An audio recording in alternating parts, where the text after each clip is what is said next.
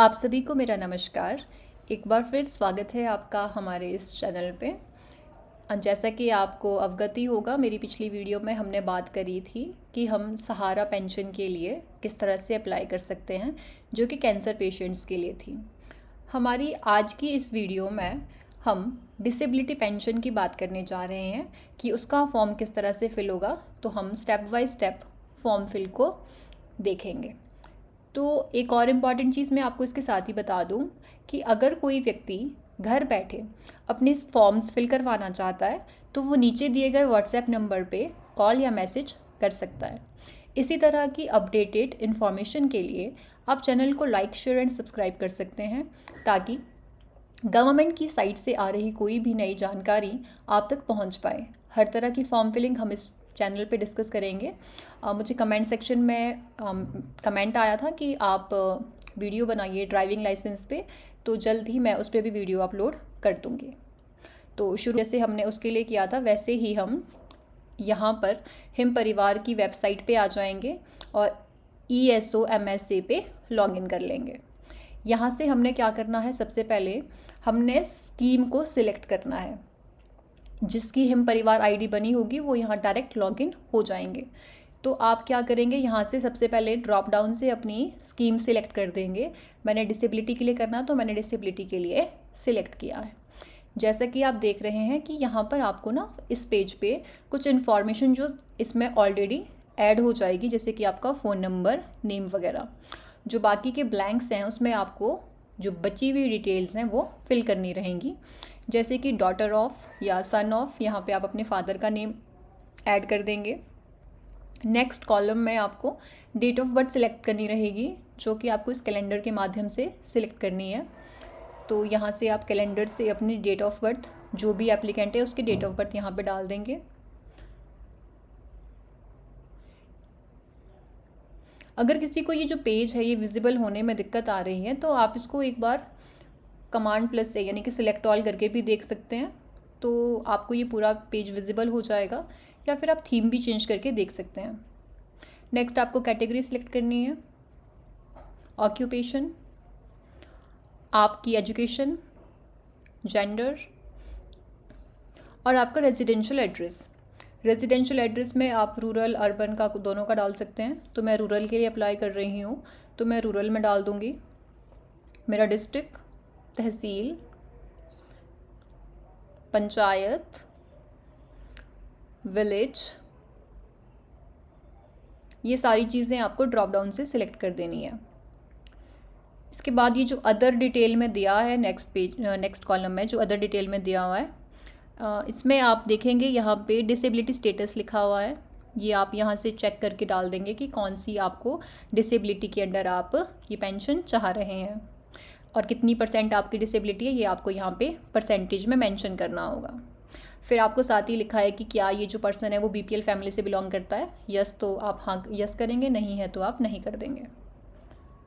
क्या किसी भी पर्सन को पेंशन लगी हुई है, उसके लिए भी आप यस या नो कर सकते हैं। नेक्स्ट आप जब नेक्स्ट पे क्लिक करेंगे तो आपको अपनी फैमिली डिटेल्स डालनी रहेंगी।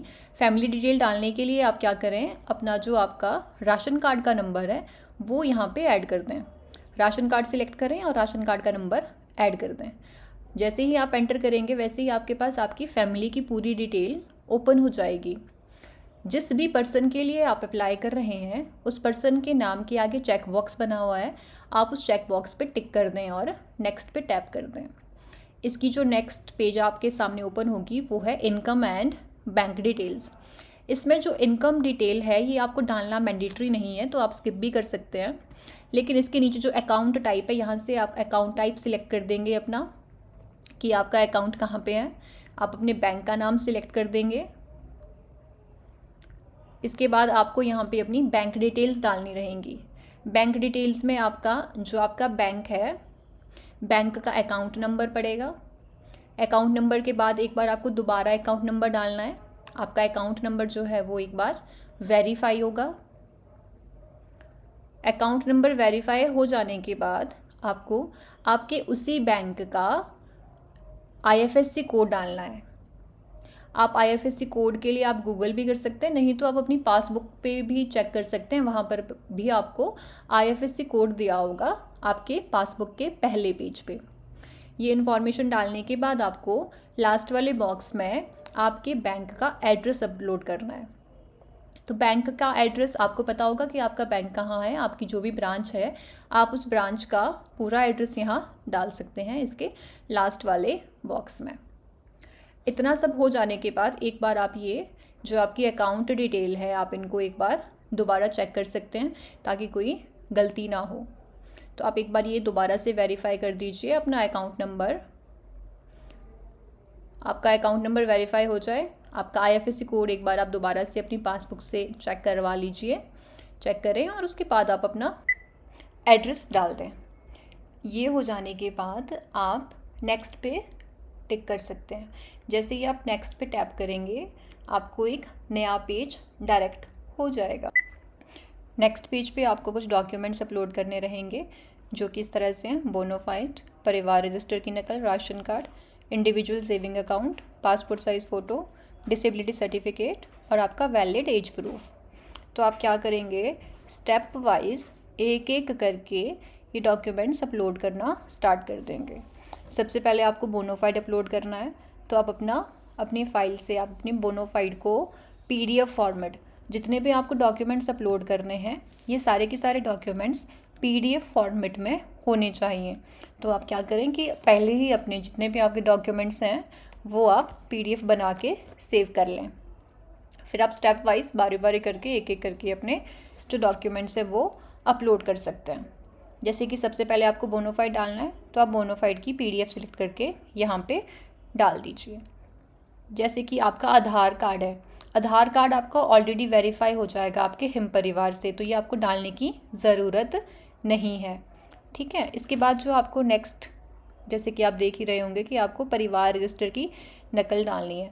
तो परिवार रजिस्टर की नकल के लिए क्या करेंगे, आप चूज़ फाइल पे टैप करेंगे और अपनी परिवार नकल की जो आपको फ़ोटोकॉपी आपकी पंचायत से मिली होगी उसको PDF फॉर्मेट में रखेंगे और यहाँ पे अपलोड कर देंगे। ऐसे ही बारी बारी से आप ये सारे डॉक्यूमेंट्स अपलोड कर दें। इसमें जैसे आप देख रहे हैं कि आपको राशन कार्ड अपलोड करने की ज़रूरत नहीं है क्योंकि उसके आगे वेरीफाई लिखा हुआ है, तो ये आपके हिम परिवार से ऑलरेडी वेरीफाई हो चुका है। आपकी जो फ़ोटोग्राफ है पासपोर्ट साइज़ फ़ोटो भी आपकी ऑलरेडी आपके हिम परिवार वाले अकाउंट से आपकी यहाँ पे लग गई होगी, तो ये आपको डालने की ज़रूरत नहीं है। इसके अलावा जो इसमें एज प्रूफ है, वैलिड एज प्रूफ, तो एज प्रूफ के लिए आप क्या कर सकते हैं कि आप अपने 10th का सर्टिफिकेट डाल सकते हैं। अगर आपके पास 10th का सर्टिफिकेट नहीं है तो आप आपकी पंचायत से आयु प्रमाण पत्र ले सकते हैं, वहाँ से आयु प्रमाण पत्र का एक सर्टिफिकेट वो आपको दे देंगे, तो वो सर्टिफिकेट आप यहाँ पे अपलोड कर सकते हैं। अच्छा, इसके अलावा जो डिसेबिलिटी सर्टिफिकेट है, डिसेबिलिटी सर्टिफिकेट यानी कि जो आपकी UDID बनी हुई है, वही UDID आपको उसी की फ़ोटो लेके आपको यहाँ पे अपलोड करनी है। तो UDID के कार्ड की आप फ़ोटो ले लेंगे और यहाँ पे अपलोड कर देंगे। इस तरह से आपके सारे फॉर्म यहाँ पे अपलोड हो जाएंगे और आप सबमिट पे टैप कर सकते हैं। नेक्स्ट पेज पे आप देखेंगे, नेक्स्ट पेज पे आपको डेक्लरेशन दिखेगा। डेक्लरेशन आप एक बार पढ़ लीजिए कि यहाँ पे क्या लिखा है। इसके अकॉर्डिंग जो भी इन्फॉर्मेशन आपने प्रोवाइड की है वो सही है, ठीक है। और यहाँ पे ये लिखा है कि आप क्या किसी भी और जो स्कीम है उसके अंडर आप कहीं एलिजिबल तो नहीं है, जैसे कि क्या आप कोई और पेंशनर हैं या कोई आप आउटसोर्स के किसी कर्मचारी रहे हुए हैं, तो ये सारी चीज़ें अगर आप ऑलरेडी इन चीज़ों से पेंशन ले रहे हैं तो आप इस पेंशन के लिए एलिजिबल नहीं होंगे। तो आप आगे बने हुए बॉक्स में यानी कि ड्रॉप डाउन में आप यहाँ पे नो सेलेक्ट कर दीजिए ताकि ये आप इस पेंशन के लिए एलिजिबल हो पाएँ। तो यहाँ पे आप नो सेलेक्ट कर दीजिए और इसके बाद नीचे को एक चेक बॉक्स बना हुआ है जो कि जहाँ लिखा है कि I verify that above detail no information in this detail is false और मिसलीडिंग, विच मीन्स कि जो भी इन्फॉर्मेशन यानी कि जो भी डॉक्यूमेंट आपने अपलोड किए हैं वो सारे के सारे डॉक्यूमेंट सही हैं। तो आप यहाँ पे इस वेरीफाई वाले चेक बॉक्स पे एक बार टैप कर दीजिए, ठीक है। ये हो जाने के बाद आप क्या कीजिए, जैसे ही आप सबमिट पे टैप करेंगे, सबमिट पे टैप करते ही आपके पास आपका जो एप्लीकेशन फॉर्म है वो सबमिट हो जाएगा और ये आपको यहाँ पे आएगा कि योर एप्लीकेशन इज़ सबमिटेड। ठीक है, क्योंकि मेरा ऑलरेडी ये जो फॉर्म है ये मैं ऑलरेडी फिल कर मतलब ऑलरेडी इस नेम से एप्लीकेशन जा चुकी है, तो ये यहाँ पे बता रहा है कि ऑलरेडी इस नाम से एप्लीकेशन एग्जिस्ट करती है। ठीक है, आई होप कि आपको स्टेप वाइज ये पूरा फॉर्म फिलिंग समझ आ गया होगा। अगर फिर भी आपको किसी तरह की कोई दिक्कत आ रही है तो आप नीचे दिए हुए व्हाट्सएप नंबर पे कॉल या मैसेज कर सकते हैं। अगर आप चाहते हैं कि आपके लिए ये फॉर्म मैं भर दूँ तो आप क्या कर सकते हैं कि इसी नंबर पे मुझे कॉल या मैसेज कर सकते हैं। तो ऑनलाइन डिजिटल सर्विस सेंटर के अंडर हम आपका ये जो फॉर्म है ये ऑनलाइन घर बैठे ही भर देंगे। इसी तरह की इम्पॉर्टेंट फॉर्म फिलिंग के लिए आप इस चैनल को लाइक शेयर एंड सब्सक्राइब कर सकते हैं और ज़्यादा जानकारी के लिए आप नीचे दिए गए नंबर्स पे कांटेक्ट भी कर सकते हैं। Thanks for watching. Next video के साथ जल्द मिलेंगे।